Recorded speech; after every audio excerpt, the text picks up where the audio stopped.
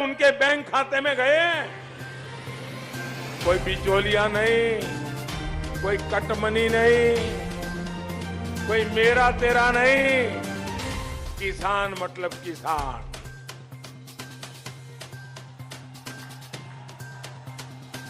कितना पैसा गया बताओ?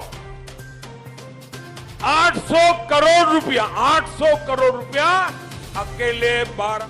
जी हां दोस्तों, प्रधानमंत्री नरेंद्र मोदी ने आपके और आपके बच्चों के भविष्य के लिए बहुत बड़ा ऐलान कर दिया है। अगर आपका भी खाता अकाउंट खुला हुआ है और उसमें आधार कार्ड लिंक है तो अब आप खुश हो जाइए, क्योंकि प्रधानमंत्री नरेंद्र मोदी ने आपके लिए एक बड़ा सा प्लान लेकर के आया है।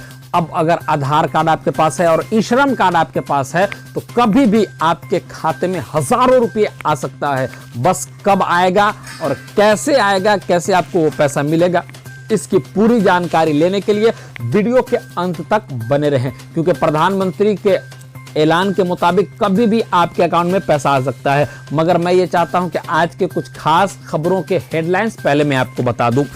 पाकिस्तान 33 सीटों पर उपचुनाव लड़ेंगे पूर्व PM Imran Khan. Delhi high court आज जेएनयू छात्र शर्जील इमाम की 2 अलग-अलग याचिकाओं पर करेगा सुनवाई।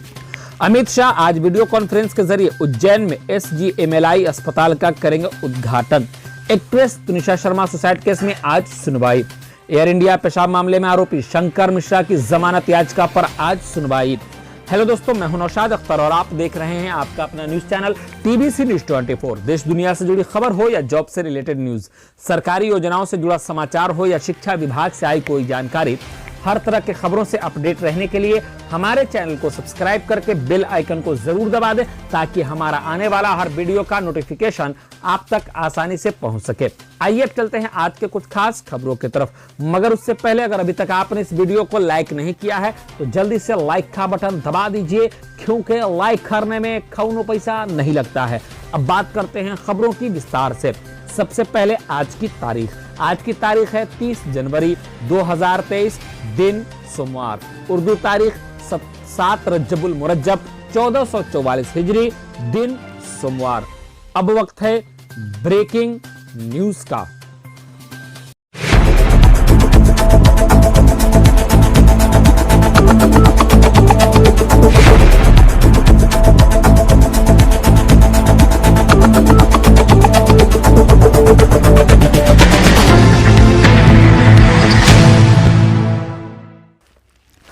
श्रीनगर के लाल चौक पर राहुल ने फहराया तिरंगा। कांग्रेस नेता राहुल गांधी ने भारत जोड़ो यात्रा के तहत श्रीनगर में लाल चौक के ऐतिहासिक घंटा घर पर तिरंगा फहराया। इस दौरान राहुल ने प्रेस कॉन्फ्रेंस कर गृह मंत्री अमित शाह को चुनौती भी दी। राहुल ने कहा, बीजेपी का कहना था कि आर्टिकल 370 हटने के बाद यहां सब ठीक हो गया है, लेकिन यहां टारगेट किलिंग हो रही है। अगर हालात इतने ही अच्छे हैं तो बीजेपी के लोग यहां यात्रा क्यों नहीं कर देते हैं? अमित शाह जम्मू से कश्मीर तक क्यों नहीं चलते हैं? सोमवार को यात्रा के समापन समारोह के लिए कांग्रेस ने 20 से ज्यादा विपक्षी दलों को न्योता दिया है। ओडिशा के मंत्री की गोली मारकर हत्या। जी हां दोस्तों, ओडिशा के स्वास्थ्य मंत्री नव किशोर दास की रविवार को गोली मारकर हत्या कर दी गई। पुलिस ने कहा कि मंत्री की ड्यूटी में तैनात assistant sub inspector Gopal Das ने ही उन्हें गोली मारी। घटना झारसुगुड़ा जिला के परजानगर में दोपहर करीब 1 बजे की है। तमाम कोशिशों के बावजूद उन्हें बचाया नहीं जा सका। पुलिस उसे गिरफ्तार कर पूछताछ कर रही है। आरोपी ने हमले की वजह नहीं बताई है। बताया जा रहा है कि पुलिसकर्मी मानसिक तौर पर बीमार है। हिडनबर्ग के आरोप, भारत पर हमला। जी हां दोस्तों, अडानी ग्रुप ने हिडनबर्ग रिसर्च के आरोपों को भारत, उसके संस्थानों और विकास पर सुनियोजित हमला बताया। अडानी ग्रुप ने कहा कि आरोप झूठ के अलावा कुछ नहीं है। 413 पेज के जवाब में अडानी ग्रुप ने कहा कि रिपोर्ट झूठ बाजार बनाने के एक छिपे मकसद से प्रेरित थी, ताकि अमेरिकी फर्म को फाइनेंशियल फायदा मिल सके। ग्रुप ने हिडनबर्ग के विश्वसनीयता और नैतिकता पर सवाल उठाया। इसकी टाइमिंग पर भी सवाल उठाया गया है। यह ऐसे समय में किया गया है जब देश में Adani enterprises limited follow on public offer FPO ला रहा है। बुलंदी पर भारत, पहला under 19 women's T20 world cup जीता। जी हां दोस्तों, भारत ने पहला under 19 women's T20 world cup जीतकर इतिहास रचा। पहली बार किसी भारतीय महिला टीम ने ICC का वर्ल्ड कप जीता है। भारत ने दक्षिण अफ्रीका के पोर्चुस्टम में एक फाइनल में इंग्लैंड को 7 विकेट से हराया। Player of the match Bharat की तितास साधु रही। भारत ने न्यूजीलैंड को 6 विकेट से हराया। जी हां दोस्तों, भारत ने न्यूजीलैंड को दूसरे टी20 मैच में 6 विकेट से हरा दिया है। न्यूजीलैंड की टीम पहले बैटिंग करते हुए 99 रन ही बना सकी। इसके जवाब में भारत ने आखिरी ओवर में 4 विकेट के नुकसान के साथ मैच जीत लिया। टीम इंडिया ने सीरीज में 1-1 की बराबरी कर ली है। इससे पहले न्यूजीलैंड ने रांची में खेले गए मैच में जीत हासिल की थी। तीसरा मुकाबला 1 फरवरी को अहमदाबाद में खेला जाएगा। शिवपाल और स्वामी प्रसाद मौर्य बनाए गए महासचिव। जी हां दोस्तों, समाजवादी पार्टी ने रविवार को राष्ट्रीय कार्यकारिणी की घोषणा की। इसमें शिवपाल सिंह यादव और स्वामी प्रसाद मौर्य को राष्ट्रीय महासचिव बनाया गया है। शिवपाल करीब 6 साल बाद अखिलेश की कोर टीम का हिस्सा बने हैं। मौर्य रामचरितमानस पर बयान से विवादों में घिरे थे। कार्यकारिणी में 62 सदस्य शामिल किए गए हैं। ट्रंप का बाइडेन पर निशाना, कहा देश को बर्बाद कर दिया। जी हां दोस्तों, अमेरिका के पूर्व राष्ट्रपति डोनाल्ड ट्रंप ने 2024 के राष्ट्रपति चुनाव के लिए अपनी उम्मीदवारी की घोषणा के बाद राजनीतिक अभियान की शुरुआत कर दी है। ट्रंप ने शनिवार को दक्षिण कैरोलिना में एक राज्य में मेक अमेरिका ग्रेट अगेन नारे के साथ एक रैली की। यहां उन्होंने वर्तमान अमेरिकी राष्ट्रपति जो बाइडेन को कई मुद्दों पर घेरा। उन्होंने कहा कि बाइडेन ने देश को बर्बाद कर दिया है। पाकिस्तान में तेल की कीमतों में भारी बढ़ोतरी। पाकिस्तान में पेट्रोल, डीजल और केरोसिन की कीमतों में 35 रुपए का इजाफा हुआ है। 27 जनवरी को लगातार दूसरे दिन पाकिस्तानी रुपया डॉलर के मुकाबले 11.17 रुपए नीचे लुढ़क गया। 26 जनवरी को पाकिस्तान की करेंसी में रिकॉर्ड 24 रुपए की गिरावट दर्ज की गई थी। इसके चलते जरूरी चीजों के दाम बढ़ रहे हैं। सर्जिकल स्ट्राइक डे के ठीक एक दिन पहले बिहार आ रहे हैं अमित शाह। निशाने पर चाचा भतीजे का आना तय। जी हां दोस्तों, महीने में 2 बार बिहार आने का वादा कर चुके केंद्रीय गृह मंत्री अमित शाह अब 22 फरवरी को बजाय 25 फरवरी को बिहार दौरा करेंगे। बताया जा रहा है कि 22 फरवरी को केंद्रीय कैबिनेट की बैठक होने की वजह से अमित शाह ने अपने कार्यक्रम में फेरबदल किया है। बीजेपी की ओर से बताया गया कि केंद्रीय गृह मंत्री जिस कार्यक्रम में शामिल होने 22 फरवरी को बिहार का दौरा कर रहे थे, उस कार्यक्रम की तिथि को आगे बढ़ाकर 25 फरवरी कर दिया गया है। उपेंद्र कुशवाहा ने पूछा था जदयू और राजद के बीच क्या करार हुआ। अब तेजस्वी यादव ने दिया इस सवाल का जवाब। जी हां दोस्तों, जदयू संसदीय बोर्ड के अध्यक्ष उपेंद्र कुशवाहा जानना चाहते हैं कि सरकार बनाने के लिए जदयू राजद के बीच क्या करार हुआ है। वह जवाब के लिए राष्ट्रीय कार्यकारिणी की बैठक बुलाने की मांग कर रहे हैं। मुख्यमंत्री नीतीश कुमार से मिलकर जानना चाह रहे हैं, परंतु उन्हें जदयू से तो नहीं, राजद की ओर से जवाब जरूर मिल गया है। उप मुख्यमंत्री तेजस्वी यादव ने शनिवार को कहा कि राजद और जदयू के बीच सांप्रदायिक शक्तियों को रोकने और भाजपा को भगाने का करार हुआ है। अगर कुछ और बात रहती तो करार पहले हो गया रहता। उपेंद्र कुशवाहा पुराने आदमी हैं, उन्हें भी भाजपा को भगाने के अभियान में सहयोग करना चाहिए। बॉक्स ऑफिस पर पठान ने मचाया गदर। भारत में 5 दिन में फिल्म ने छापे इतने नोट। यहाँ दोस्तों, Pathaan day 5 collection, Pathaan box office पर ताबड़तोड़ कमाई कर रही है। इस फिल्म ने रिलीज होते ही सफलता की वो हुंकार भरी है जिसकी शायद ही किसी ने उम्मीद की होगी। बॉक्स ऑफिस के लिए पठान कमाई का सिर्फ जरिया नहीं बल्कि ऐसा बम है जिसने बॉयकॉट बॉलीवुड को ठेंगा दिखा दिया है। शाहरुख खान की यह फिल्म हर दिन कमाई के ऐसे आंकड़े दे रही है जिसके बारे में शायद ही किसी ने सोचा होगा। पठान को रिलीज से पहले 7 राज्यों में विरोध का सामना करना पड़ा था, यहां तक कि शाहरुख खान के पुतले भी जलाए गए थे। फिल्म के बाइकआउट करने की मांग भी तेज थी।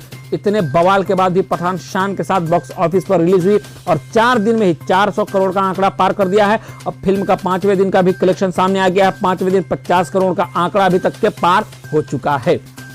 वहीं अगला खबर, बजट सत्र के पहले केंद्र ने आज बुलाई सर्वदलीय बैठक, विपक्ष से सहयोगी मांगेगी सरकार। जी हां दोस्तों, केंद्र सरकार ने संसद का बजट सत्र शुरू होने से एक दिन पहले यानी कि आज सर्वदलीय बैठक ऑल पार्टी मीटिंग बुलाई है। दोपहर 12 बजे संसद भवन में यह ऑल पार्टी मीटिंग होगी। सदन को सुचारू ढंग से चलाने पर इस बैठक में चर्चा होगी और सरकार विपक्ष के सामने इस सत्र में सहयोग के लिए मदद मांगेगी।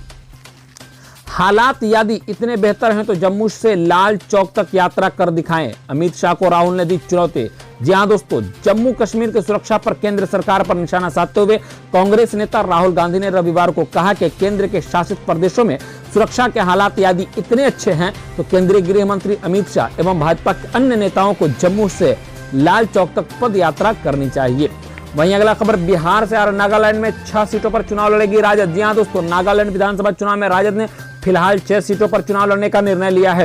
प्रत्याशियों की अधिकृत घोषणा बाकी है। पार्टी के महासचिव श्याम रजक ने बताया कि राजद नौजीन 6 सीटों पर प्रत्याशी उतारने का निर्णय लिया है। उनमें दीमापुर भी शामिल है। रजक के मुताबिक नागालैंड में भाजपा के कई नेता राजद में शामिल होना चाहते हैं। सोमवार को उनसे फोन पर बात होगी। बाद में उन्हें शीर्ष नेता तेजस्वी प्रसाद यादव से मिलवाया जाएगा। अंतिम निर्णय तेजस्वी प्रसाद यादव लेंगे। सीटों की संख्या अभी बढ़ने की संभावना है। फरवरी अंतिम हफ्ते तक लालू आ सकते हैं बिहार। जी हां दोस्तों, राजद सुप्रीमो लालू प्रसाद फरवरी के अंतिम हफ्ते तक बिहार लौट सकते हैं। उनकी तबीयत में बहुत सुधार हुआ है। राजद सूत्रों के मुताबिक अभी वह चिकित्सकों की देखरेख में है। फिलहाल फरवरी के तीसरे सप्ताह में उनका विशेष मेडिकल चेकअप होना है। इसके बाद चिकित्सक निर्णय लेंगे कि उन्हें कब एकदम फिट घोषित किया जाए।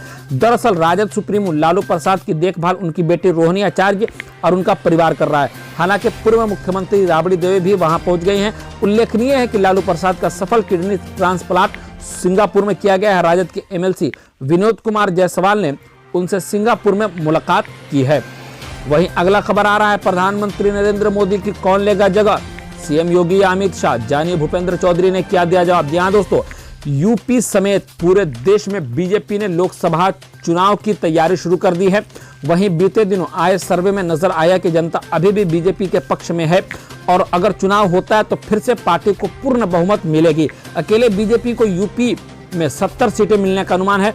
इसी बीच एक और सर्वे आया है जिसमें पीएम नरेंद्र मोदी के उत्तराधिकारी को लेकर सीएम योगी आदित्यनाथ और केंद्रीय गृह मंत्री अमित शाह पर सवाल हुआ है। खास बात यह है कि उत्तराधिकारी के तौर पर सर्वे में दोनों दिग्गज नेताओं में कांटे की टक्कर देखने को मिल रही है। जब इस मुद्दे पर यूपी बीजेपी के अध्यक्ष भूपेंद्र चौधरी से बात हुई तो उन्होंने जवाब दिया। उन्होंने कहा कि बीते 9 सालों में पीएम मोदी के नेतृत्व में जैसा काम हमारी सरकार ने किया है, इसके अलावा लगभग 6 वर्षों में राज्य सरकार ने काम किया है। इस काम को लेकर हम जनता के बीच में जा रहे हैं।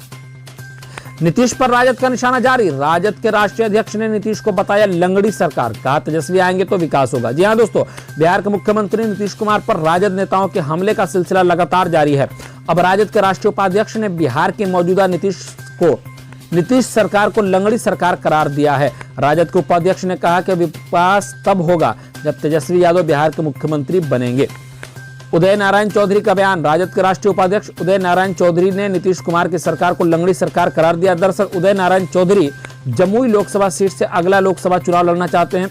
इसकी तैयारी में वे अभी से ही क्षेत्र में घूम रहे हैं। शनिवार को वे जमुई के सिमतुला इलाका में पहुंचे, वहां लोगों के साथ बैठक की तो स्थानीय लोगों ने सरकार की शिकायतों का अंबार लगा दिया। इसके बाद उदय नारायण चौधरी ने इसका ठीकरा नीतीश कुमार पर फोड़ दिया है। सीएम नीतीश कुमार के डर से पलटू राम बन गए जीतन राम मांझी। जी हां दोस्तों, जीतन राम मांझी, बिहार के पूर्व सीएम जीतन राम मांझी भी पलटू राम के श्रेणी में आ गए हैं। दरअसल गया में एक कार्यक्रम के दौरान जीतन राम मांझी ने डिप्टी सीएम तेजस्वी यादव से पर्यटन का हवाला देते हुए कहा था कि विदेशी पर्यटक बिहार में सिर्फ इसलिए नहीं रुकते या आते क्योंकि यहाँ शराबबंदी कानून लागू है। पर्यटक घंटा 2 घंटा गया में ठहरने के बाद पड़ोसी राज्य झारखंड और उत्तर प्रदेश का रुख कर लेते हैं। अब जीतन राम मांझी ने अपने बयान से पलटी मार ली। उन्होंने अपने बयान पर यूटर्न लेते हुए कहा कि उन्होंने ऐसा नहीं कहा था। जीतन मांझी ने कहा कि मैंने ये कहा था कि यहाँ विदेशी लोग आते हैं, उनके लिए अच्छे खाने पीने की व्यवस्था की बात की गई थी। महंगाई, रोजगार और चीन सीमा विवाद पर सरकार को घेरेंगे विपक्ष। जी हां दोस्तों, इसका असर मंगलवार से शुरू हो रहे संसद के बजट सत्र नजर आएगा और सत्र के हंगामेदार होने का आसार है। सत्र का पहला चरण मौजूदा संसद भवन में ही होगा और केंद्र सरकार पहले ही दिन आर्थिक सर्वेक्षण रिपोर्ट पेश करने की तैयारी की जा रही है। हंगामे के आसार को देखते हुए सदन से एक दिन पहले आम राय बनाने के लिए 30 जनवरी को राजनीतिक दलों के सदन के नेताओं की सर्वदलीय बैठक होगी। सर्वदलीय बैठक संसदीय कार्य मंत्री प्रहलाद जोशी द्वारा संसदीय ग्रंथालय भवन में होगी। कांग्रेस सत्र में चीन के मुद्दे पर चर्चा चाहती है। वहीं तृणमूल कांग्रेस, वाम दलों, आरएसपी सहित कई विपक्षी दलों ने संसद सत्र के दौरान महंगाई, बेरोजगारी, अर्थव्यवस्था से जुड़े मुद्दों, केंद्र राज्य संबंध आदि पर सरकार को घेरने का इरादा जताया है। तृणमूल कांग्रेस ने सत्र के दौरान केंद्र राज्य संबंध बीबीसी के विवादास्पद वृत्त चित्र की पृष्ठभूमि में प्रतिबंध का मुद्दा उठाने पर भी जोर दिया है। दोस्तों, कैसी लगी आपको हमारी यह जानकारी, कमेंट में जरूर बताएं और इसी तरह देश दुनिया से जुड़ी हर खबर को सबसे पहले देखने के लिए हमारे चैनल को सब्सक्राइब करके बेल आइकन को जरूर दबा दें। अब हमारी मुलाकात होगी अगले वीडियो में, तब तक के लिए आप हमें इजाजत दीजिए और देखते रहिए आपका अपना न्यूज चैनल TBC News 24, हर खबर सबसे पहले आप तक।